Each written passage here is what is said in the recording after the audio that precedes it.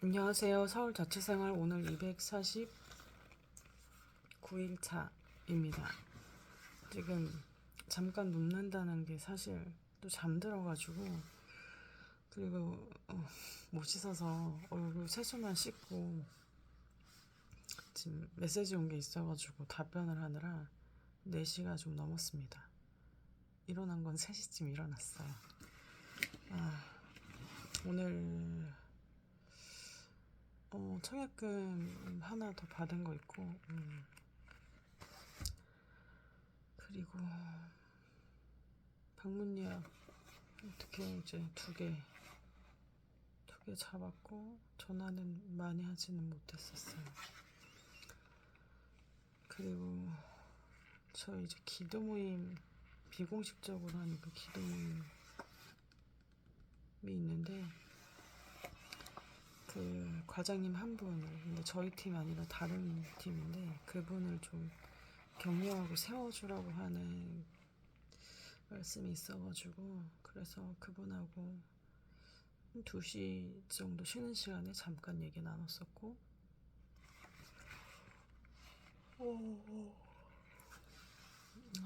점심은 그냥 에이스 크래커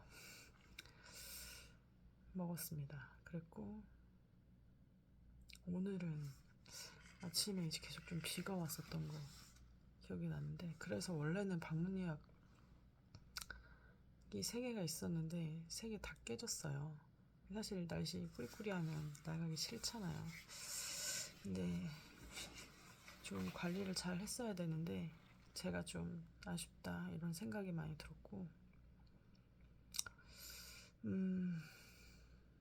퇴근하고 오는 길에 오랜만에 좀 친한 분하고 통화를 했습니다. 그분도 요새 일 복이 많으셔가지고 네, 일 얘기 많이 했고, 저한테 요즘에 이제 그분만 제 이 유튜브 하시는데 너무 피곤해 보이더라 하면서 좀 쉬어라, 새벽에 왜 일어나냐, 몸 관리해야 된다 해가지고, 네, 폭풍 격려의 말, 새겨들어야 할 말씀 잘 들었고, 집에 와서 밤 간단히 먹고, 네, 그리고 보통 촬영을 11시 넘어서 촬영을 하다 보니까 잠깐만 누워야지 그 머리 됐다가 이제 잠든 거예요. 불 다 켜놓은 채로 잠들었고, 사실 제 몸이 이제 완전 회복된 건 아니고 지금 허리 통증이랑 조금 있어요. 그래도 굉장히 많이 좋아졌는데 관리는 이제 정말 꾸준히 필요하고, 그러다 보니까 지금 복부에 살이 많이 쪄가지고 반성 많이 하고 있고, 식단 조절을 해야 되는데, 네, 은혜가 필요합니다. 그런 상황이고, 어, 뭐, 네, 헤리티지 책에서는 오늘은 이제 성각자의 씨앗 2장 부분에서 제일 먼저 나오는 분이 아주 전 좀 특별한 분인데, 이분이 아펜젤러, 1885년 4월 5일 아펜젤러의 일기에는 이렇게 써있대요. 우리는 부활의 아침에 이곳에 왔습니다. 그날 사망의 권세를 이기신 주께서 이 백성을 얼매어 결박을 끊고 하나님의 자녀로서의 자유와 빛을 주시옵소서. 아멘. 누군가는 이거를 꿈꾸었고, 그래서 전 국민이 30%가 노예였던 나라가 바뀌어진 거죠. 이분이 1858년에 태어나셨거든요. 그러니까 30세가 안 됐을 때 한국에 오신 거예요. 한 27, 5년, 85년이라고 치면은 58, 88년이 되어야 30살이니까. 그쵸. 그리고 1902년에 이제 소천하셨어요. 이분이 한국 기독교의 개척 선교사셨고 배제학당 설립자예요. 미국 감리교 선교사셨고 이 배제학당 통해서 독립운동가가 많이 배출됐고 이분이 정동교회를 설립했고 협성회를 조직하셨고 마가복음과 마태복음 한국어로 번역하셨어요. 굉장히 많은 일들을 하셨죠. 학교도 세우시고 사람도 그렇게 키우시고 번역도 하시고 여기에 맨 처음에 이렇게 적혀 있습니다. 시작은 미약하였으나 끝은 창대하리라. 이분은 펜실베니아 출생이시고 뒤류 신학교 졸업하시고 감리교 목사님이 되셨어요. 그리고 1885년 4월 5일에 미국 감리교 선교부에서 조선으로 파견하는 선교사로 파송이 되어서 아내 엘라와 함께 제물포항에 입항을 했습니다. 그날은 부활절이었고요. 그래서 일기에 이렇게 적으신 거예요. 우리는 부활의 아침에 이곳에 왔습니다. 그날 사망의 권세를 이기신 주께서 이 백성을 얼매어 결박을 끊고 결박을 끊고 하나님의 자녀로서의 자유와 빛을 주시옵소서. 저는 그 자유와 빛을 받아서 너무 감사하네요. 조선을 향한 이분의 사명과 결단을 보여주는 말이죠. 어떤 사명과 결단이 있으신가요? 그는 한국에서 첫 번째 선교 활동으로 그해 8월 3일, 그러니까 4개월이 안 되었을 무렵에 학교를 설립했고 처음에는 2명을 가르쳤어요. 그리고 그 다음 해에 20명으로 늘어나서 고종이 배제학당이라는 이름을 하사했어요.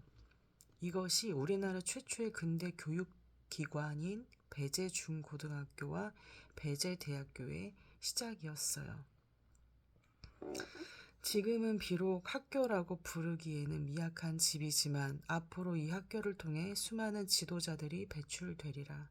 특별히 이 땅에 약하고 가난하고 소외된 사람들을 섬기는 지도자들이 나올 것이다. 사실 제가 여기 읽다가 너무 소름 끼쳤는데 왜냐하면 전 개인적으로 저는 제가 배제대를 다녔었어요. 그때는 이런 역사들에 대한 내용들을 전 잘 몰랐고 사실 졸업은 뭐 여담이지만 저는 나중에 요르단에서 NGO 공부를 해서 경희대 사이버로 공부를 하긴 했어요. 그래서 졸업을 배제학당, 그러니까 이 배제대를 통해서 졸업을 하지는 않았는데 저희 집에서 가장 가까운 학교였어요. 그리고 전 고3 때 이제 원서를 내러 다니는 거를 집 근처에 혼자 다녔죠. 그래서 대전대, 배제대, 충남대 이렇게 원서를 넣었던 기억이 나고요. 그래서 그냥 그때는 내가 공부를 별로 안 해서 아는 것도 그것도 사실이고 그래서 그냥 이 학교 다녔나 보다라는 생각을 했는데 그 하나하나 그 퍼즐이 하나님이 맞춰놓은 퍼즐에 대한 걸 정말 많이 느끼거든요. 이유가 있는 퍼즐에 대해서. 그래서 사실 읽다가 되게 소름이 끼쳤어요. 이 아펜젤러가 처음 학교를 세웠을 때는 언제 꺼질지 모르는 촛불과도 같았던, 그래서 시작은 미약하였으나 끝은 창대하리라는 성경 말씀처럼 배제학당은 인재를 배양한다는 이름대로 수많은 인재를 길러내는 학문의 전당으로 새로운 나라를 세울 건국의 인재들을 배출했었어요. 이 아펜젤러 선교사님은 교육뿐만 아니라 건축, 출판, 성경 번역 등을 통해 다음 세대 리더들을 양성을 했고 지식교육, 신앙교육 물론 체육교육을 매우 중요하게 여겨서 이 1900년대 축구반, 야구반, 육상반, 빙상반, 씨름반, 농구반, 유도반, 역도반 등을 창설했어요. 우리나라 근대 체육사가 배제학당으로 시작되었다고 해도 과언이 아니다. 이렇게 이 책에는 얘기하고 있는데요. 그 조선 독립이 몇만 년을 지나도 무너지지 않게 되며 조선의 전국 인민이 학문과 재산이 늘고 무엇보다 새 사람이 되게 하여 주소서, 이렇게 기도를 하셨대요. 그리고 사실 이렇게 기도대로 됐죠. 한국이라고 하는 나라가. 이 아펜젤러는 독립신문을 발간한 서재필을 배제학당에서 매주 한 번씩 특강하도록 부탁할 정도로 계몽을 위해 힘썼어요. 그리고 매주 토요일마다 토론회를 열어서 봉건사회 제도 아래 명령에 순종하는 법만 알았던 학생들에게 자신의 의견을 피력하는 법을 가르쳤어요. 이 토론회가 독립신문에 나올 정도로 굉장히 많은 이들이 관심을 이제 모으게 되니까 나중에는 이 토론회에 일반인 방청객들의 참관을 허락했고요.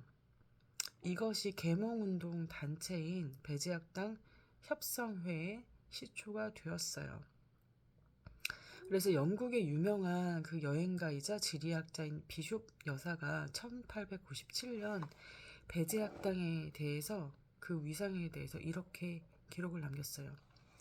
한국에서 가장 강력한 교육적, 도덕적, 지적 영향을 미쳐왔고 현재까지도 미치고 있는 기관은 배제학당이다.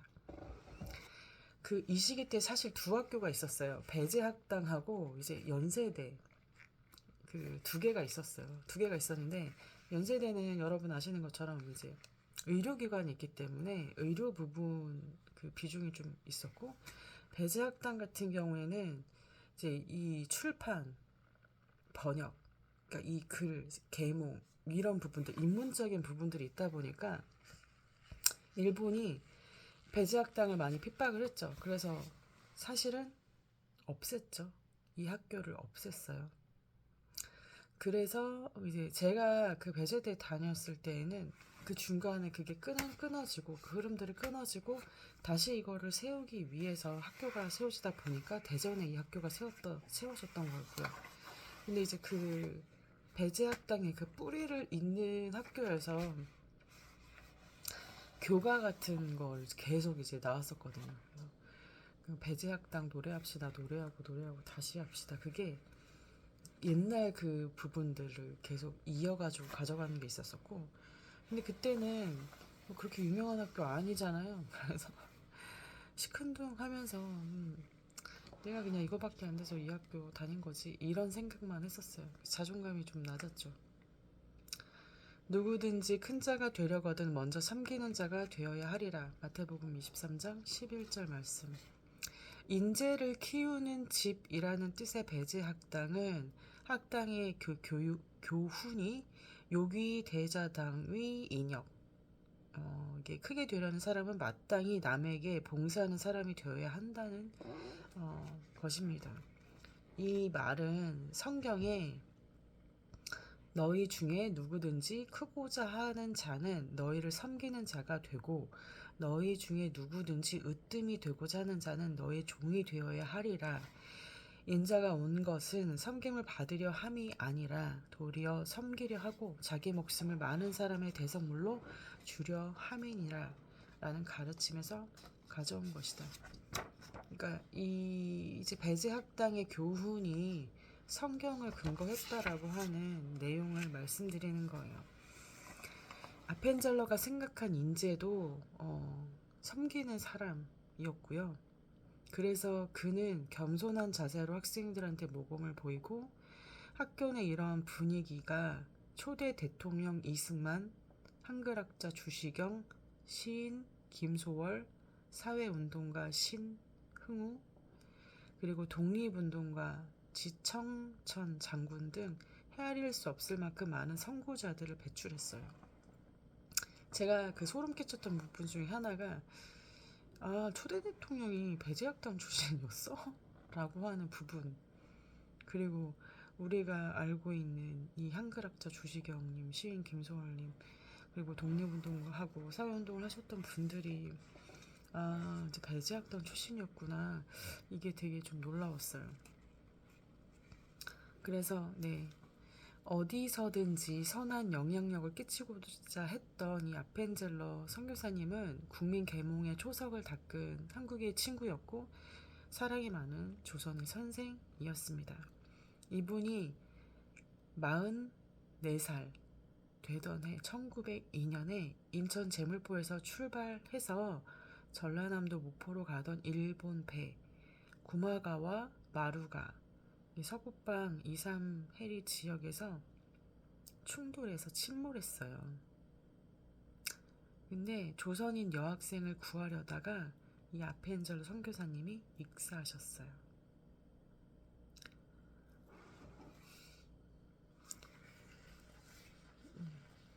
제 나이가 지금 44살입니다. 제 나이 때 소천을 하셨어요. 27살 젊은 청년으로 조선에 온 최초의 선교사이자 조선인을 구원하는 선교와 사회의 근대화를 위해 청춘을 바치면서 헌신한 삶을 살다가 마지막 순간까지 희생의 본을 보이면서 생을 마감했습니다. 지금 서울특별시 마포구 합정동 양화진 선교사 묘지에 아펜젤러의 가묘가 조성되어 있습니다. 제가 지금 섬기는 교회가 합정역에 있어요. 한국샘물교회라고. 근데 이제 되게 놀라운 그 또 부분들이, 저는 제가 요르단 지역에 단기 선교로 갔던 때가 전 25살이었어요. 그리고 전 지금은 한국에 있습니다. 이 숫자에 대한 부분들, 제가 그 경험한 또 배제 학당, 그리고 이분의 가묘가 있는 그 위치에서 전 지금 교회를 다니고 있고요. 그래서 참 많은 생각들이 들었어요. 한국에서 태어난 그의 자녀들도 아버지의 뒤를 이어서 아들 헨리 도지 아펜젤러는 미국에서 공부를 한 뒤에 배제학당의 교장으로 취임해서 학생들의 교육에 헌신했고요. 딸인 앨리스 레베카 아펜젤러 역시 이화학당을 발전시키는 데 큰 업적을 남겼습니다. 우리나라의 명문 학교들이라고 할 수 있는 여러분 잘 아시는 연대도, 이대도, 또 지금은 유명하지 않지만 그 배제 학당을 세웠던 아펜젤러 그 선교사님의 그 뿌리 자취가 이렇게 있었어요. 그래서 읽으면서 참 많은 생각들을 하게 됐습니다. 그리고 제가 요르단 갔을 때도 그 놀라웠던 부분이, 거기에도 여성 싱글 선교사 2명이 세운 결핵병원이 있었거든요. 근데 그 의사 되시는 분이 아버지가 평양 선교사님이셨어요. 그래서 그 어린 시절에 선교사님 자녀나 이제 목회자 자녀들을 PK, MK 이렇게 불러요. 그러니까 MK였던 거죠. 미셔너리 키즈 해가지고 그 시절을 평양에서 보내셨던 분이 이제 그 선교에 대한 마음을 품고 온 나라가 요르단이었고, 그때는 중동 전쟁이 굉장히 많았어요. 그런 와중에도 사실 떠나지 않고 그 지역에 남아서 계속 베두인들 섬기다 보니까 그 나중에는 이분이 그 병원 내 화재 사고가 일어나서 소천을 하셨는데, 그때 베두인들 100명이 넘는 사람들이 모였다고 해요. 이분에 대해서, 감사에 대해서 인사를 하러 온 사람들이. 그래서 굉장히 많은 숫자의 사람들이 왔었다는 거. 그리고 저도 그 병원 갔었는데 그 병원에는 한국인 남편분은 의사시고 아내분이 약사이시면서 목사님이신 한국인 부부가 그 병원에서 또 섬기고 계셨어요. 그리고 그분의 그 병원 내에 있는 그 묘를 봤을 때 굉장히 많은 생각이 들었었거든요.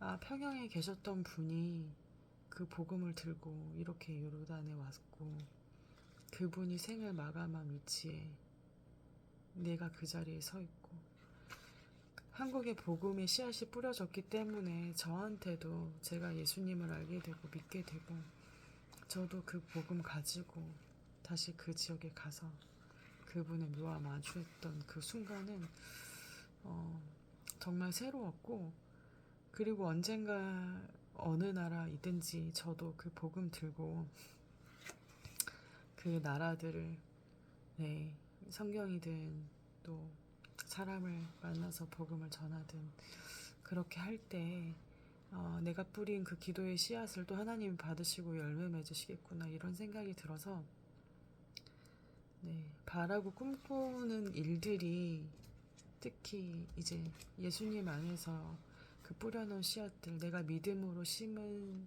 씨앗은 절대로, 네, 사라지지 않습니다. 하나님 그것을 받으십니다. 그래서 그랬나 봅니다. 저도 사연이 좀 많은 사람인데 얘기하기 정말 싫지만 저는 이거 인증이라서 누가 이거를 안 보기를 바라는 마음으로 얘기를 하자면, 저는 결혼 생활 12년을 했고 가스라이팅을 12년 동안 당했었고 전 폭행으로 집을 나왔고 지금 아이들 둘 있지만 아이들을 못 만나고 있는 상황인데, 그 여전히 이혼 이후에도 가스라이팅을 하고 뭐 SNS 하지 말아라, 애들 사진 지워라, 뭐 제가 했던 그 모든 어떤 흔적들, 이런 부분들에 대해서 이혼 이후에도 계속 간섭을 하는. 그래서 오늘은 제가 메시지를 보냈죠. 난 지금 SNS는 안 하고 있고 이래라 저래라 나한테 얘기하지 말아라. 근데 난 널 미워하지 않는다. 그리고 이를 통해서 나도 내가 배운 것들이 있고 깨달은 부분들이 있고, 저는 그걸 느꼈어요. 코로나 와중에라서도 그랬고, 예시기 때 정말 전 세계적으로 이혼한 커플들 되게 많고, 가정폭력 시달리고 있는 여자들도 생각보다 많습니다. 그건 한국도 많고 해외도 많고요. 그 사람들이 느끼는, 그 가정 안에서 느끼는 여성들의 공포와 어려움과 힘든 부분들에 대해서 공감하는 시간이 됐습니다.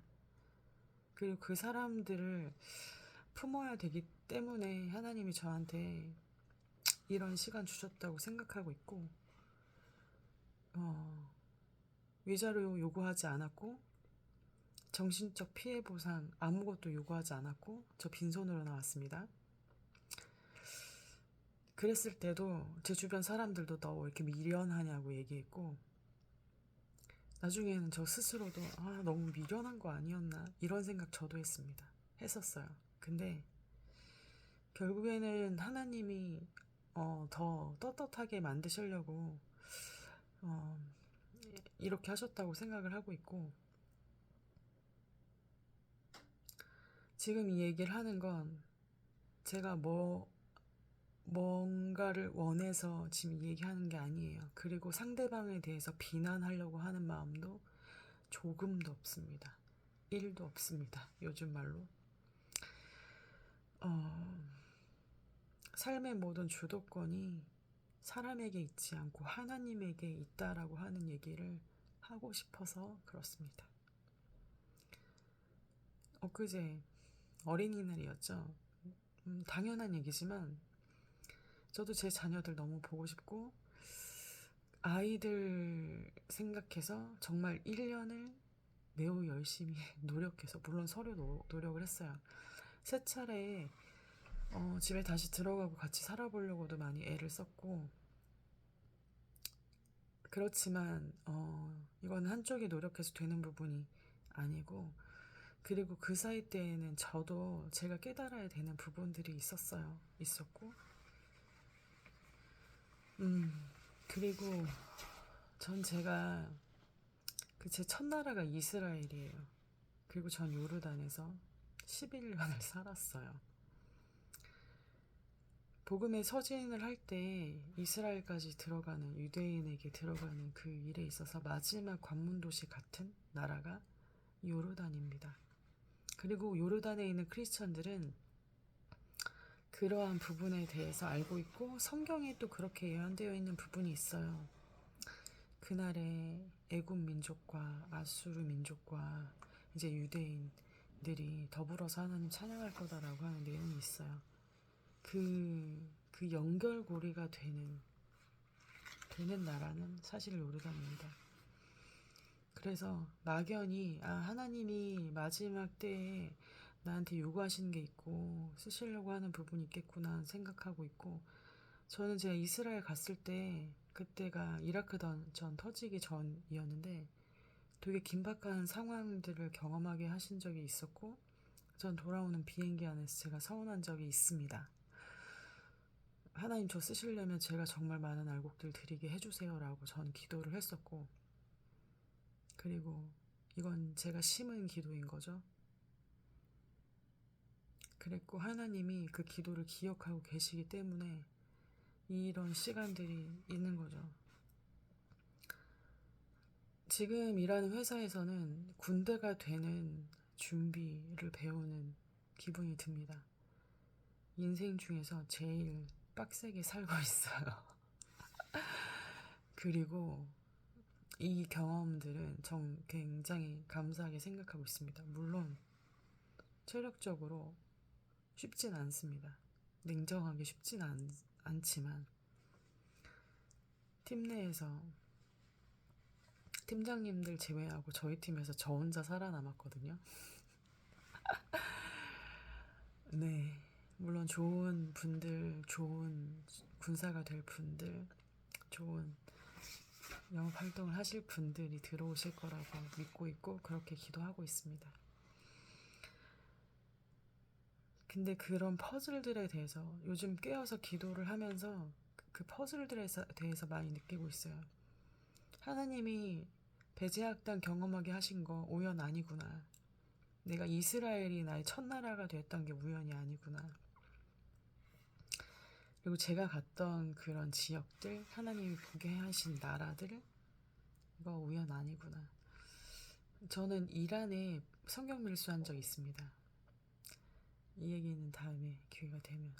그리고 저는 그 개신교 성지 순례에서 그 1, 2, 3 코스에 대한 부분들을 다 가봤습니다. 사도 바울 여정, 출애굽 루트, 그리고 종교개혁지 지역들을 다 가봤습니다. 이유가 있으시겠죠. 전 농사를 경험을 했죠.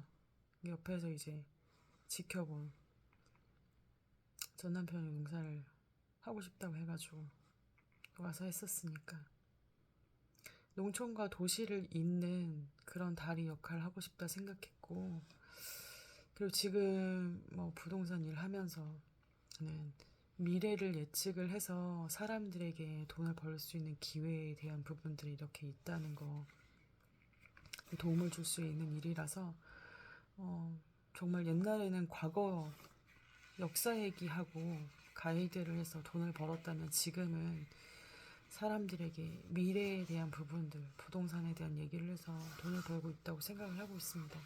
그래서 저는 같은 일, 비슷한 일 한다는 그런 마음 가지고 있고, 이 모든 잡스러운 조합들을 하나님이 어떻게 사용하실지 저도 굉장히 궁금하고, 지금은 주어진 상황에서 최선을 다해서 순종해야지 라는 생각을 하고 있습니다. 커밍아웃한 이 얘기는 조회수가 적었으면 좋겠습니다. 네, 4시 40분 되어가네요. 아펜젤러 선교사님 이 얘기에 얘기할 게 많겠네 라는 생각을 했는데, 그래서 더 잠들었나 싶기도 하고요. 어쨌든 이해할 수 없는 시간을 견디는 중입니다. 잘 살아내는 중이고, 하루하루 최선을 다하고 있습니다.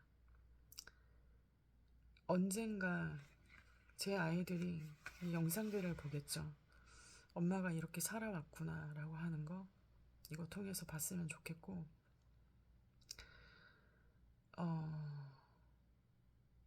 저는 제 딸한테 하고 싶었던 이야기가 이거였어요.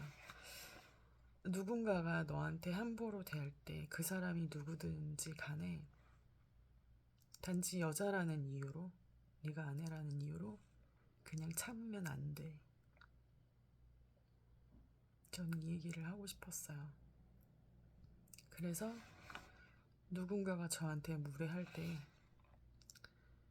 그냥 참으면 되는 줄 알았는데 아니더라고요. 나한테 이렇게 대하면 안 돼. 이 얘기를 해야 되더라고요. 그래서 그 부분을 알려주려고 저는 이렇게 고통스러운 떨어지는 시간들을 견디고 있고,